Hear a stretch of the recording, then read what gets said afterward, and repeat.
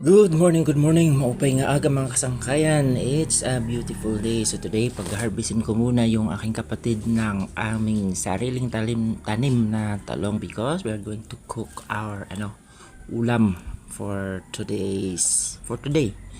this morning. So pinag-harvest ko rin siya ng bunching onions and bell peppers para ipanghalo sa tortang talong na aming iluluto. So hindi kasama yung lemon na yun. So ganito lang yung ginawa namin sa talong. Kinat namin siya into 3 equal parts and tapos binuka siya. Tapos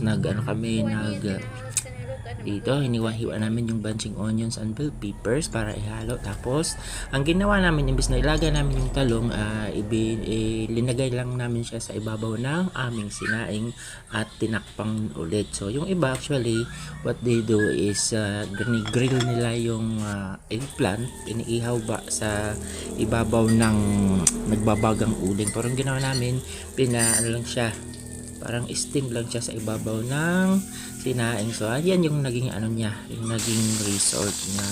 Tapos bali tatlong putol kasi yun. So tatlong piraso yung gagawin namin because there's only 3 of us dito sa bahay, kaya isang putol kami. So yan yung ginawa ng kapatid ko. Hinaluan lang siya ng salt and ground pepper to taste. Tapos nagisa ng sliced onions. Tapos yun na yung pinaghalo-halo niya. Tapos nakagawa kami ng tatlong pirasong tortang talong. So diba, tingin pa lang ulam na, masarap na. So this will be our dish for today, for this morning.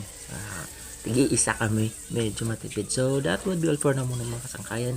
Maupay nga ako nga aga ha iyong nga tanan.